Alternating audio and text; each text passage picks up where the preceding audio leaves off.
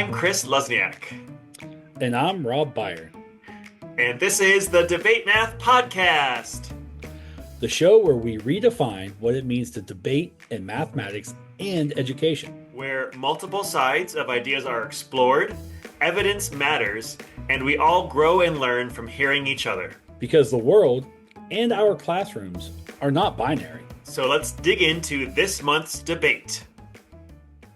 We throw around many phrases in education, and specifically in math education. I hear people say some students are doing real math, or I hear educators looking for authentic math experiences. On the other hand, we criticize rote procedures or worksheet math. But underneath all of that is a loaded question. When does math count? And when is it just pretending? Is math about the memorized algorithm? Is it plugging numbers into a formula? Is it word problems that simulate reality? In this month's debate, we have two friends and colleagues who are stepping into the ring to debate what counts as doing math and what doesn't. Listen in as we explore the resolution. Is there such thing as fake math? So here, arguing that there is a such thing as fake math, we have a returning guest, an educator who is shifting the way we view and teach mathematics. She's a mom, a former high school math teacher, university lecturer, and the founder of Math is Figure Outable. Math teachers around the world rave about her online building powerful mathematics workshops. And for over 20 years, she's been helping leaders and teachers reach more students in less time so that students math with confidence and success. This guest also believes fruit is fruit. Fruit does not belong with chocolate, nor dessert. Fruit is fruit. We'll debate that more another time, but it's Pam Harris. Hi, Pam. Hey, everybody. So glad to be on. Thanks for having me. Yeah, welcome back. Can you remind our listeners where you are and what your current role is? I am just south of Austin, Texas. My current role is revolutionizing the way we teach math by being the founder and CEO of Math is Figure Outable. We are a professional development company. And the question we ask all of our guests, and we've asked you this before, but what's a time that math has been controversial to you? Yeah, I think the time I'll tell you about today is I was a great student all through high school, university. I did hit a couple of bumps in the middle of university, but I made it through, became a high school math teacher. And when I stepped into my cooperating teacher's classroom, she had a TI 81 and the old, we called it the potty chair. It was this funky thing that had to sit on an overhead projector so you could project the calculator. It was this, crazy contraption. And for the very first time ever, I could play with the math. And I could type stuff in and I could see what happened. And I could watch the graph and then I could change it and I could watch the graph. And then all of a sudden, I began to realize there was more to math than I thought. And frankly, I was irritated that I had not had the opportunity to visualize and use the power of visualization with technology to understand what I was actually just rote memorizing and mimicking. It was the first moment where I had this inkling, there is more to this than I have known, even as a very high graded student. So yeah, it became controversial for me. I thought, how can we get this to more kids in a more real way? And now arguing that there is not fake math, we have someone who works a lot with Pam, a content specialist for Math is Figure Outable. She's been a teacher, instructional coach, workshop presenter, and curriculum developer for over 20 years. Most recently, she was a contributing writer and content editor for Pam's Developing Mathematical Reasoning series and the Numeracy Problems and Strings series. She's also the co-host of the Math is Figure Outable podcast and works with teachers and leaders internationally. She's also a self-proclaimed number junkie, super fan of teachers, and can't stop talking to kids about what they know. She's a lifelong runner who lives for unusual races. Oh boy. And she lives in Texas, but she despises guacamole. It's Kim Montague. Kim, welcome. Hi, thanks for having me. Can you tell our listeners where you are and what your current role is? Yeah, I'm a little bit south of Austin as well.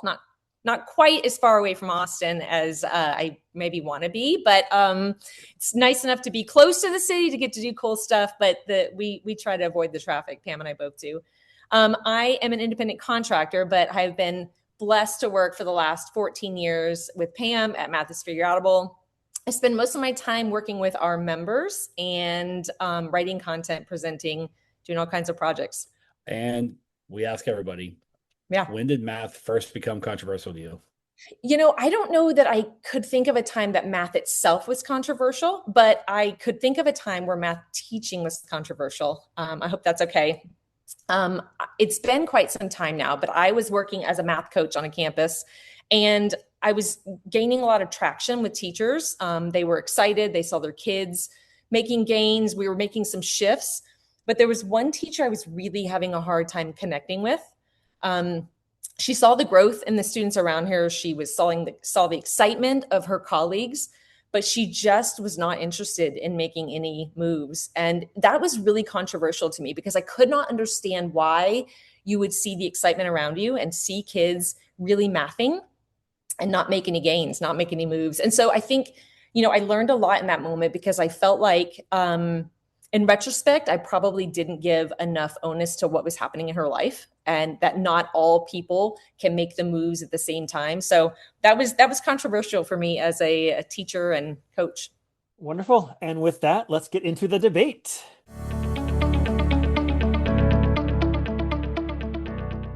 So we begin with opening statements from each of our speakers. You each have 2 minutes to present your first arguments. And we're going to start with Pam here, arguing that there is a such thing as fake math. Pam, you are up and your time begins now. So just last week, I did a workshop for secondary math teachers. We had everyone from a 6th grade math teacher to calculus teachers. We had interventionists, special education. We also had a history teacher, a GT specialist, an assistant principal, a principal, and an assistant superintendent for curriculum and instruction. During the morning, as I circulated while participants were working and discussing together, one after another individual said something like, okay, so I'm not a math person, or I was never good at math. When I asked privately if they would share their thinking, many of them went white. Their breathing sped up. They looked anxiously around. I smiled kind of calmly and said, you know what? I bet you were bad at fake math, but I bet you're actually pretty good at real math. Instantly, they look up with hope. Sometimes they nod like, huh, really? You mean it wasn't me? I follow with, it's not you. It's probably the way you were taught. Think about how you were just doing the problems that we've been doing. Right, that's real math. And you were doing it just fine. More relaxed, hopeful, sometimes even a bit angry. Wait, you mean I could have done math this whole time? Well, I want that for my kids. So math anxiety, time test pressure, math failure. I'm not a math person. When I meet a person like this, whether it's in a workshop, on a plane, at the store, you'd be surprised, or at church, when I can quickly say, you know what? It's okay that you weren't great at fake math. Who cares about fake anything? I bet you're actually just fine at real math. That quick response is so helpful in those short interactions. My mission is to help solve a worldwide communication problem about the nature of math and therefore teaching math. Too many of us think that math is rote memorizing disconnected sets of facts, mimicking steps and procedures. As a society, we've connected self-concept with being good at math, and that's fake math. Or we might do real math, the actions of mathing, the mental actions that people actually use, and we think we do that because our teacher showed us steps to memorize and mimic. But I want to open up the conversation so that we're actually communicating. And it's helpful to have terms like real math and fake math to do that. It gets the conversation and discussion started. Sorry, I was over. Thanks, Pam. And now arguing that there is not such a thing as fake math, we have Kim. Kim, you have 2 minutes and your time begins now. For a while now, the phrases real math and fake math have been part of the language used to communicate a message to teachers. These phrases have attempted to name an important distinction, the difference between the math many of us experienced in school and the kind of math classrooms that we are trying to create now, where reasoning and sense-making are central. I want to offer a friendly push on that language. I don't believe there's such a thing as fake math, and I worry about using the terms real and fake and that it might unintentionally limit the conversations we're trying to open. Here's why. First, math simply is. We agree that memorizing procedures without understanding isn't the kind of experience that we want for students. We also agree that the algorithms we sometimes critique are still deeply mathematical. Calling algorithms fake math feels problematic, even as an opener to a larger conversation. I think our work is to more clearly name the distinction between the rote steps learned by mimicking and forced into memory versus the math experiences we long for students.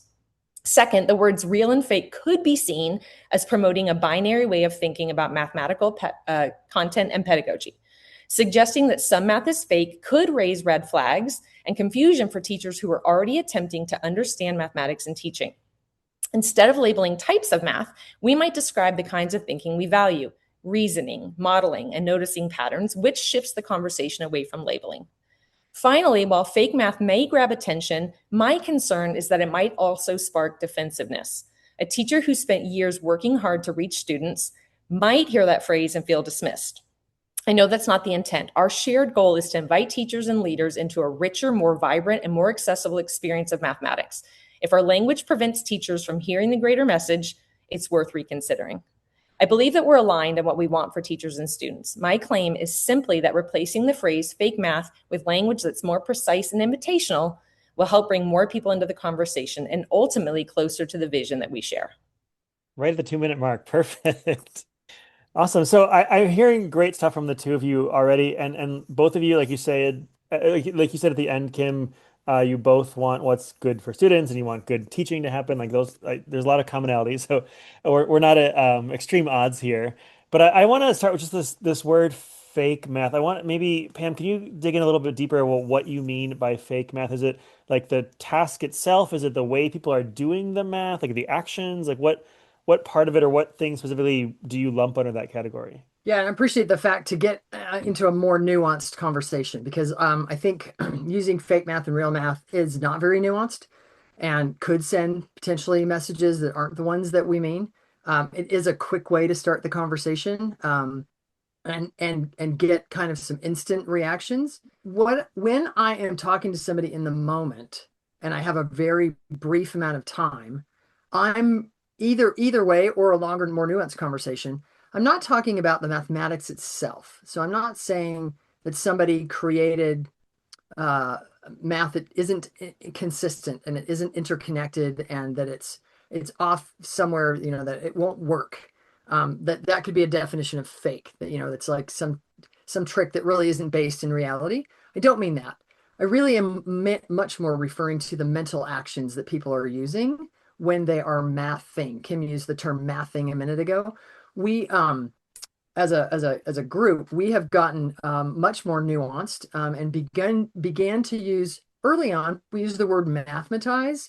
Kathy Fosno, an elementary researcher, would use the word mathematize to describe sort of the mental actions that you use. This is my definition for that. The mental actions that mathy people actually use when they math. I now use the words that I just used, what mathy people use when they math. And I'm careful because I'm not saying that there are mathy people and not mathy people. I think we're all mathy people when we math. But if we're mimicking, then we're sort of like parroting things. And then we're not math things. So we've definitely massaged the terms to talk. I don't use mathematizing as much anymore. I don't know if it's just a good reason or not. I used it a lot for a while. And secondary teachers thought it was a little more hokey. And so I was like, fine, whatever. But also, it was kind of a word that some other people started to use that they almost hijacked it a little bit. And so we were looking for a word. Deborah Creighton uses the word mather to describe not somebody who's going to become a mathematician, but somebody who's actually doing the mental actions of mathing. And that influenced the way that I want to be more clear that when I'm talking about fake math, I really more mean fake math thing. What are the mental actions you're using? If they're rote memorizing and mimicking, those aren't the kind of mental actions we want to promote in class. Kim used some really nice words: sense making, reasoning, logicking your way through. Those are my words: logicking your way through problems. To me, those are the mental actions I now know are mathing. I surely didn't know that until I hit graphing calculators and then other research that helped me actually not just rote memorize and mimic, but actually do the mental actions of mathing. Okay, and then Kim, let me come to you. So I think you both agree that some of these, like memorizing without understanding, like you mentioned, other things like are in this category that are not deep math, right? So Pam uses the word fake math. Do you have a better word or category for this that you feel would better describe it or be more inclusive? Yeah, that's a great question. what I love that Pam does is give these people she's talking to an experience that they can draw back on. She started in the beginning with talking about the experience that she was in a workshop, because I think it's really hard to understand what she means until you have something to put that up against. So no, I don't have the best right phrase yet, but I do think that we can help people understand that what we're talking about is not the experience that they had in their math class. So, I could see us saying the math, when somebody says, oh, math, I don't like math. And I think it would be appropriate for us to say the math that you did in school, that experience sounds like you didn't love that, where you're copying what the teacher said, where the goal was just about answer getting. But what if I told you that that wasn't really the goal of math class? Or what if I told you that that wasn't the math experience you could have had? So to invite them in, I wonder if it's not about a perfect phrase, but an invitation into the conversation. And maybe not one that everyone will take, but we hope. No, that makes sense. And Kim, I'm actually going to come back to you. So I'm curious because I see the terminology like real world math problems or real world word problems at the end of many textbooks, right? Are those quote unquote real world math problems actually less authentic and could be considered fake? So I think I think sometimes what happens in these texts is they put a scenario that they think kids could identify with and call it real math. Whether that's helpful or not is, maybe not the conversation here. But I do think we want kids to experience math in their life. We want kids to have experiences where they're mathing, where we call out the math that they're doing. That's more helpful to me than putting a story to it and calling it real math. Pam actually talks about this a lot. She heard Dan Meyer talk about real math, schmeal math. I believe it was Dan. And it doesn't have to be a math experience that has happened to them. It just has to be one that they could imagine. I think what he said was real world, schmeal world. Okay. So same idea, where he was sort of poking on the idea that everything has to be real world in order for us to get something out of math, that there is times where the mathematics itself can be actually pretty abstract, and we can still get joy out of mathing with that abstract contextless stuff. And we would agree with him. But Kim, I think you would also agree that we believe that there are really good uses of good contexts. Yeah. But those contexts don't necessarily have to be the one that a kid sees out their window. We do want it to be something that kids can relate to enough. Yeah. So, for example, we have a really nice task with a frozen yogurt shop, because we want to talk about a constant rate of change. That no matter how much frozen yogurt I put in that cup or cone or whatever, that per ounce I'm going to pay. And so we want kids to feel that. Well, if kids have never dispensed frozen yogurt from a self-dispensing frozen yogurt shop, they might not have that sort of feel for it. So we actually shot video at our local frozen yogurt shop. It was halfway between Kim's house and my house. We went in with a bunch of kids and we shot video of kids dispensing frozen yogurt. So if the kid in the class had never experienced that, they didn't have any kind of point of reference to it, we gave it to them in that moment. It was a long enough video with the toppings and kids licking things and like spilling yogurt and stuff, but really getting a sense for as they filled it. Then we put it on a scale and they watched a little bit of yogurt, a lot of money. A little bit of yogurt, a little bit of money, a lot of yogurt, proportionally the same amount of money. We wanted to give kids that experience. So we are saying context is important, but it's not like what you were saying, Rob. Who buys 87 watermelon? Just because a kid's seen a watermelon, that doesn't necessarily make it. That's not going to make the math instantly better. Funny that we were just talking about context today when Pam and I were having some conversations. And I think there's a drastic difference between what Pam just described and basically asking kids to read a story problem and be able to pull out the numbers at the end of a textbook. That doesn't drive any more math thinking just because it's in a word problem. Pam, coming back to you. So, as students are conceptually understanding math concepts and we're building them towards that procedural fluency, when they start to do like the practice of procedural fluency, and I think about like your math strat chats, like, would that be considered like fake math because we're not applying it? There's no context? No, but I'm sorry, I'm pausing because I want to poke on something else you said. And then can I answer that first? Yeah, go ahead. Couple of times somebody has said something about algorithms with understanding, or if we understand it and then we get procedural fluency. My goal is not for kids to ever repeat steps of an algorithm, even if they understand it. Now, algorithms were created as general representations of relationships, and we needed many of them before we had technology to do the crazy, ugly problems. To be the shopkeeper that was able to keep track of the numbers, I had long columns and sorry, stacks and stacks of many columns of numbers, and we needed somebody to be able to sum those numbers without really knowing a whole lot of math at all. So in a huge way, they were kind of computers. Like, we used algorithms to be able to do that kind of work. We don't need that anymore. We need people that can create algorithms. So I'm just sorry, before I get into what you said, I just want to push a little bit against the idea that it's okay to ever get to where procedural fluency means I can now do steps of an algorithm with fluently, even if I understand them. I understood the subtraction algorithm enough that when I had forgotten it, second semester calculus at BYU, setting the curve, which I was pretty proud of at that point. Should I still be? Because it was kind of fake math.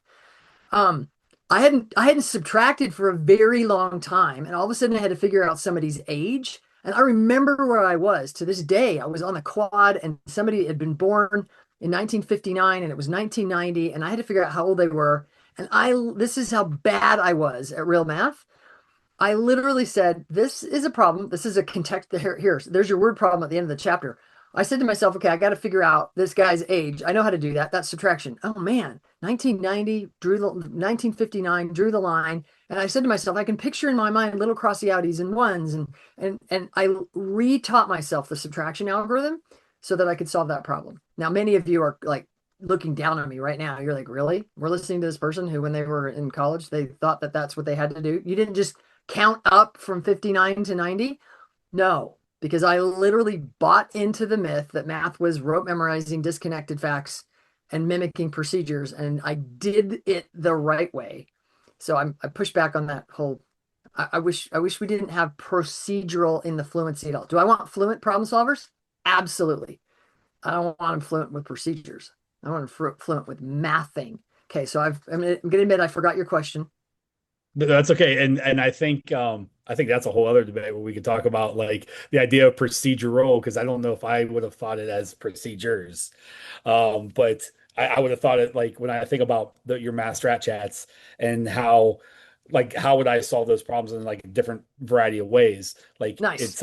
it's a procedure of how I would do it, but not like a step-by-step type deal is how I was thinking of it. But either way, that's a great conversation to have for a different for a different episode. Chris, go ahead.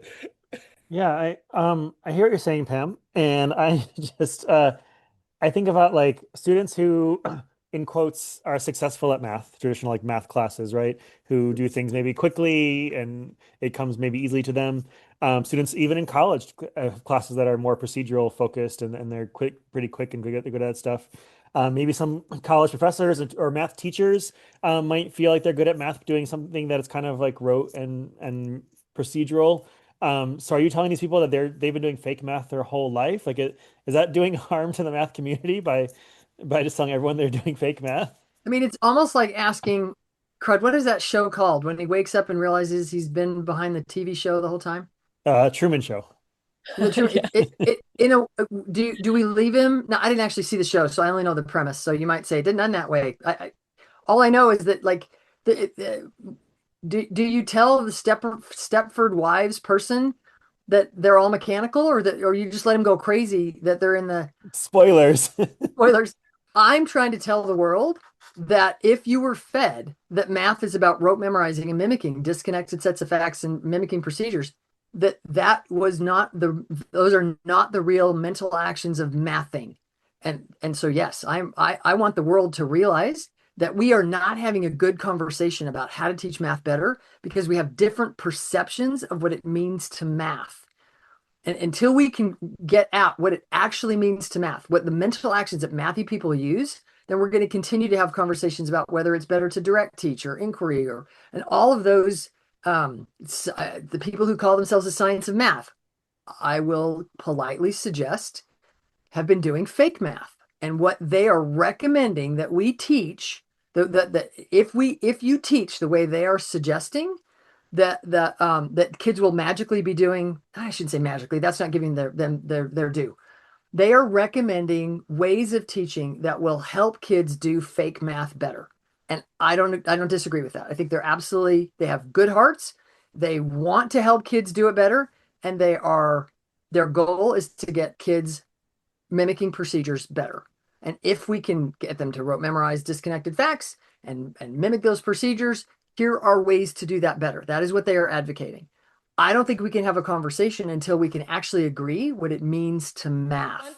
So I think we agree that we want to open up mathematics in a way that gives people an experience of more than what they did in school. I agree that we want to help people understand what it means to use relationships and patterns and connections, and we want to give them those opportunities.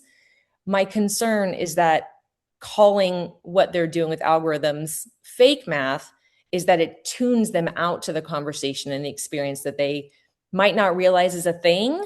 So that's kind of my claim, is that we do want people to have that opportunity, and we do want to take them out of the Truman Show, to use your analogy, so they can see what you're suggesting. But if we are calling what they're doing fake, then would they be willing? I don't know. I'm suggesting no. So I'm getting the idea both of you want to shake things up a little bit and have people kind of rethink what they consider as good math skills or good math, learning for students. But I was going to ask, so like you didn't have a word for it to replace fake math, and Pam brought up like it's just an easy communication to be like fake math, and like you kind of have one big brand that we know what that means now, or at least Pam was communicating that in PD stuff. And so do we just need a quick word for it so we can communicate and move through the process? Like, is that what we're lacking on your side of the argument, is to have a word for it? Well, and hold on, Kim, just to follow up with Chris, also, like, is by saying the word fake math, is it a door opener for a conversation needs to go deeper? I mean, I think Kim's suggesting it's a door closer. It can be a door closer. I could agree with that. I think I could agree with that. Keep going. Sorry. Yeah, I mean, I think when you say it, in one of the stories that you told, people were already engaging with you in mathematics. And then when you asked them to share, you said at that point, you described real math and fake math. They had already had that experience. So I think they can look back and go, I see what you mean.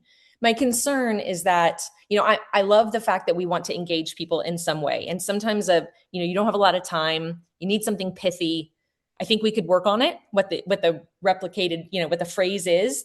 But I do think that when people hear fake math, it can send something through them if they haven't had an experience of what you mean, or they hear you, but they don't get the longer description, that they think that you are calling them fake, that they think that, you're talking about algorithms. You've described that you don't actually think it's the algorithms that are fake. But if they hear that and they don't know what you mean, that could be troublesome. Yeah, I've been pushed and partly by Kim to consider the fact that algorithms aren't fake, and I've cleaned up my language a lot to talk about how algorithms are amazing achievements, historic human achievements. They're just terrible teaching tools.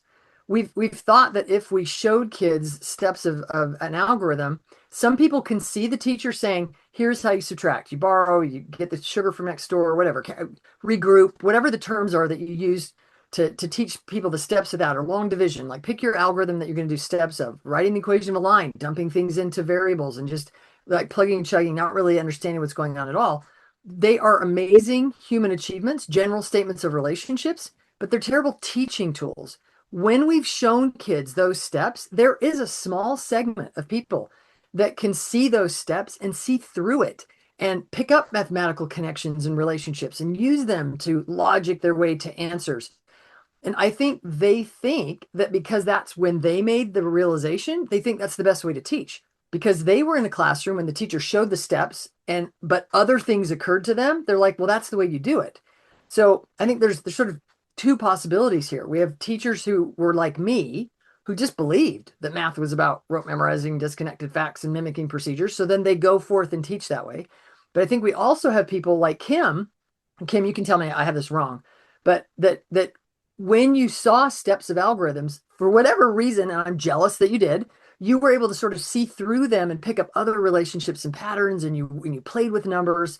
And then, but when I met you, you thought that you were supposed to teach the right way. Like you taught the right stuff because Yep. that's how you learned. So I'm trying to get people to consider, how did you see math as a kid, and how is that then influencing the way that you teach math? And can we have a conversation about the mental actions that mathy people actually use? Can I just, Kim has eloquently, very nicely suggested or explained that what we do when we work with teachers and people and parents and whoever we're talking to is we will first have a shared mathing experience so that then we're actually communicating. Can we just do that really quick? Can I just throw out a quick math thing so that everybody can go, what are they talking about? Yeah, what's a good math experience? Sure. All right. So for example, if I just said, I want to do 99 times 18, you might say, all right, well, in class, I was taught in school, we were supposed to do 99, 18, draw the line, the little X, and then you start to do a whole bunch of single digit multiplication. And once you've done a whole bunch of single digit multiplication and the magic zero or the turtle lays an egg or whatever, and then you do all of the single digit addition, you could get an answer where you wrote down, you dealt with the smallest most insignificant numbers first, and you wrote down a bunch of numbers, and then to say the answer, you have to read it off backwards from the order that you wrote it down. Like by that point, you're almost surprised. You're like, who knew that was the answer? That's what I'm going to call fake math thing. Maybe I'll say it that way. That if you're just repeating a procedure and getting an answer, and you're like almost surprised at the end of it, that's fake mathing. What if I were to say 99 times 18, but then also go 99? You almost can't stop yourself when I go 99 from like 100. You like to say 99, 100. Well, could we think about 100 18s, but then realize we only want 99 of them? So 100 18s, well, that's just 1800. Now I have to do some work to get that. That's a good basic. We would have to have kids like really understand what it means to multiply by 100. But if I have 100 18s, I have 1800, but I only need 99 of them. I got to get rid of an 18. So now I got to think about what is 1800 minus 18. I could use Kim's favorite routine called I Have You Need. And I could say, if I have 18, what do you need to make 100? Is that 82? So then I could really think it's 1800, back that 100. So 1782, bam. If I can have a kid, now maybe they have to think about the subtraction. Maybe you have to write some of that down. I'm even okay with that. In fact, when I was doing it, I was like, what number can I hold in my head? I think I can do 18. I can handle 18, but I wanted it to sound hard enough.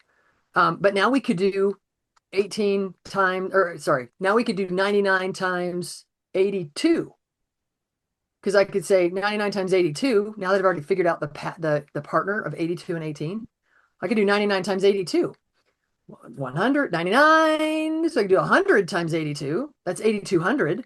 But I got to get rid of that extra 82. Oh, well, that's just going to be 8100 and that 18. And I always did that out really fast. I'm not expecting, I wish I was writing it down and we can help everybody keep track of it. Those are the kind of mental actions that mathy people actually use when they math, which helps them build new mental connections and helps them then reason even more sophisticatedly, because they've literally built their brain to be able to handle things like that. And I just used an example of arithmetic. We could do things in higher math as well, arrange the gamut, because mathy people math that way. Later, they come up with algorithms and general statements of relationships, but they don't actually use them. I love the experience that you just gave. And I love that that is a primary goal every time, every single time that we meet with our members or you go to a workshop or presentation, there's math involved, because I do completely agree with you that people have to see it and experience it before they even know what you mean. It was interesting because you just said fake mathing. And I think, again, the word fake, it's interesting to me because what we just did was mathing or not. We're either mathing or we're using procedures in my world. So I think, you ask if we have a phrase or not. I think we're either mathing because we're cognitively involved and we are wrestling with numbers and relationships, or we're mimicking procedures. And that's the either or to me. I have one last question for both of you, actually. So whether we use the word fake or not, whether it's offending some people or not, you both have this clear kind of distinction between like deep mathematical thinking and understanding and making connections, I think you're saying, versus just like rote procedures and without much understanding or deep thinking on it. Or even, I'll even say rote procedures with understanding. There's like more rote stuff versus like the deeper thinking, good, rich questions and the strategizing and things like that. I just wonder, as a final question here, what thoughts or advice do you have for teachers who are in this system and have state standards and state exams that are multiple choice, maybe, right? And it's like get the answer, use the algorithm, and they have so much content to teach, and they only have, 100, maybe 180, 150, 120 days of actual instruction, right? How do they balance what you were both saying with the reality of their day to day? The advice that I would give teachers is to build their content knowledge really deeply.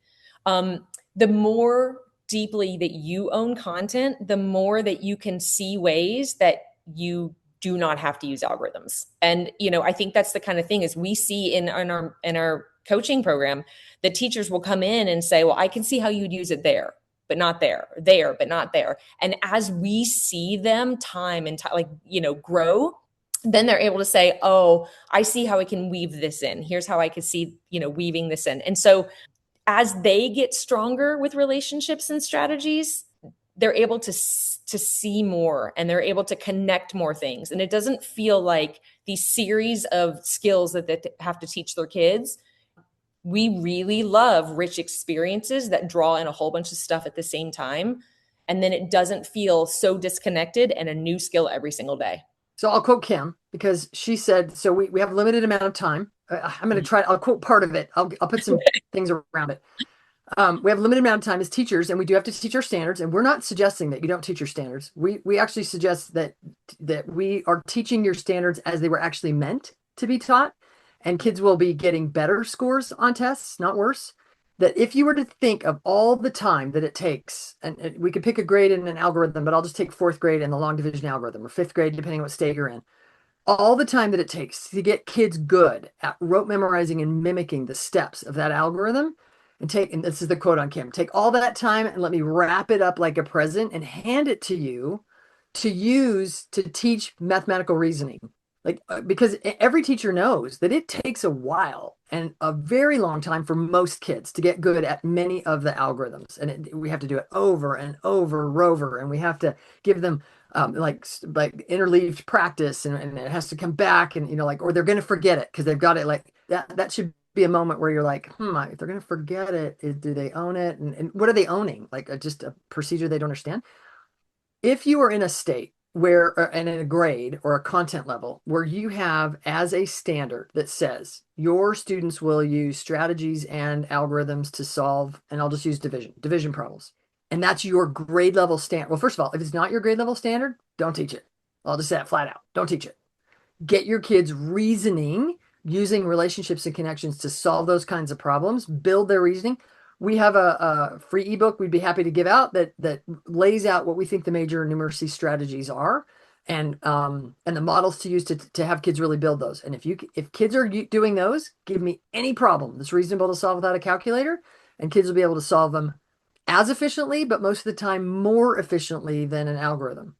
Which means if they're on a state test and they hit one of those questions, you just sort of intimated that, oh, they might be on a test, they only have so much time, they got to answer all these questions.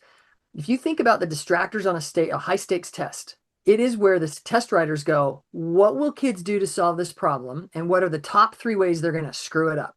Those are the 3 distractors, right? And now they put in the correct answer. Well, what if your kids aren't doing the thing that all the other kids are being taught? And so they don't mess it up that way. Well, bam, this one's going to look pretty good. And chances are they're going to be more efficient. They can be as efficient as the algorithm, but most of the time, give me any problem, reasonable solve without a calculator, and I can be more efficient than any of the traditional algorithms. I know it's a little bit of a bold statement. I got one more quick thing to say. Can I? One more? So if it is your grade level standard, all year long, you build as much reasoning power as you can around that thing, long division. You get kids reasoning about division with open arrays and with ratio tables, using the top 5 multiplicative strategies, top 4 division strategies. They're really reasoning. Last day that you can possibly put it off, you got to meet it because it's your standard. You say to kids, hey, all year long, we've been explaining each other's thinking to each other. We've been understanding how each other are thinking. Today, I'm going to show you how some of your parents learn to do this. How does this work? And you literally walk through the steps. And because your kids are going to be, they're going to understand division so well and place value so well, they're going to actually be able to explain the long division algorithm better than you have as a teacher, because they're going to really understand. Maybe I shouldn't have said better than you have, better than you did as a first year teacher. How's that? They're going to understand it so well. They're going to explain to you how it works and why it works. And then they're going to have this outcome. They will say, huh, that is really cool. Man, that algorithm, who came up with that? Wow. It's like, so all the meaning is like shoved behind the scenes. You can't really tell what's going on. It's just all this digit stuff. Wow, whoever came up with it is brilliant. But why would you ever do that? Have to memorize all those steps. If you can just think about the numbers, that's my goal. My goal is for a kid to go, that is amazing that somebody came up with that algorithm, but why would you ever go to all that trouble if you can just think through the numbers? And that is what my kids literally said. My personal kids would see an algorithm and they would have that response. And we can have that response with all of our kids because they're mathing. They don't want to just repeat a bunch of memorized stuff. Okay, and on that lovely note, I think that concludes our questioning round. Hi, listeners. Before we get into final arguments, we want to pause and have you ponder for a moment. What did the guest just say? And what stood out for you? Whatever is on your mind, we want to hear it. Did you know you can text us your thoughts? Just head to the show notes for this episode and look for the text us link. We'd love to hear what you have to say. And with that, let's hear our closing statements. And we're now going to end by giving each side a few moments to make their final arguments to you. And we're going to start with Pam. Pam, the floor is yours. Well, Rob and Chris, thanks again for being here. And I want to thank Kim. Kim and I have worked together for quite a while. And one of the things that I value so much about her is her willingness to be so thoughtful. And I think it has been very helpful for me to have her push back on the way that I was using real math and fake math. And really think about, do I mean that algorithms are fake? No, I mean they're terrible teaching tools. Do I mean that people are fake? Heavens no. But that have they been in a system that sort of led them into a place where the what they thought math was is actually not at all? And can they be more successful than they thought they had the makeup to be? Absolutely yes. So I really appreciate the fact that I get to work with somebody who is so thoughtful and has has people that we work with in mind. That anybody who's listening, because I think, Kim, I honor the fact that you really want to make sure that we're not turning people off accidentally and that we're helping people get this very important message that we believe in, that we can really help more people do more math and be more successful at it. And so I appreciate the nudging that you do so professionally and politely to help me and all of us at Math is Figureoutable really think about how we're putting the message out, because we really do. We want to help more people be more successful at more math. And we can do that when math is figureoutable, not rote memorizable. And with the final word, Kim, the floor is yours. Thanks, guys, for having us. Pam, I'll ditto back to you. I don't know that Rob and Chris knew this, but the first time I ever poked you about fake math, I put it in our messaging system, and Pam right away said, let's not have this conversation here. Let's have it on the podcast. So I appreciate that you are vulnerable enough to have this conversation and put it out to the world. We do agree that giving teachers and students opportunities to engage in rich experiences is our goal. We also agree that rotely teaching algorithms keeps students from being the mathers that we know that they are. And I hear you that you want to use language that draws people in, that it captures their attention. You juxtapose the experiences they had with the experiences that you want to give them. It is true that the term fake math draws people in. But using the term also could exclude others who are confused because they don't know what you mean by fake math, or they think it's not really a thing. So to clear up the confusion and support all teachers, I'm in favor of leaving behind fake math to say what we really mean. The math that many experience in school paints a narrow, rigid picture of mathematics. And our goal is to create better mathing experiences for everyone. Wonderful. Thank you both. And that concludes this debate. And I want to thank you. I love that story, Kim, that you messaged about it, but then you brought this to the podcast. So thank you for bringing your debate to the podcast so we can do it in public here. Yeah, and now it's up to our listeners to take a moment, ponder the arguments, share with your friends, and consider what resonated with you. Be sure to follow us on Blue Sky at Debate Math Pod to share your thoughts on this debate. And again, huge thanks to both of you for being here, being vulnerable, and sharing your wonderful ideas. And thanks to everybody who's listening. We hope that you enjoyed and learned from this debate. So as we wrap up, Pam, where can listeners find you and learn more about you and your work? So I'm on Blue Sky, Twitter, Instagram, TikTok. What did I miss? Facebook. Yeah. Pick your social media, and I think you can find me there. Love to have you at mathisfigureoutable.com, and really would like to invite you to listen to our podcast, the Math is Figureoutable podcast, where Kim and I talk all things Math is Figureoutable and dive into lots of bits K-12. I think we are uniquely K-12, which is a nice way to really get a kind of vertical approach. But yeah, love to see you there. And Kim, where can listeners find you? Yeah, same. Lots of social media. It's either at Kim Montague or at KMont14 on Instagram. And yeah, same. I would invite you to join us on the Math is Figureoutable podcast. We are doing our best to spread the word. Wonderful. Thank you both. Yeah, thank you. Want to learn more about incorporating debate activities into your math classroom? Go to luzniak.com/podcast to sign up for my mailing list, learn more about debate math, and connect with resources you could use in your classroom today. That's luzniak.com/podcast. Feel free to reach out to us with comments and questions on debatemath.com, or follow us on social media at debatemath or at debatemathpod on Twitter. And don't forget that you can text us with your thoughts on any of the debates too. You can also rate and review us on Apple Podcasts. Or wherever you listen to this podcast. Your feedback is super important to us. Well, that's all from us. Looking forward to debating with you next episode. Until next time, cheers.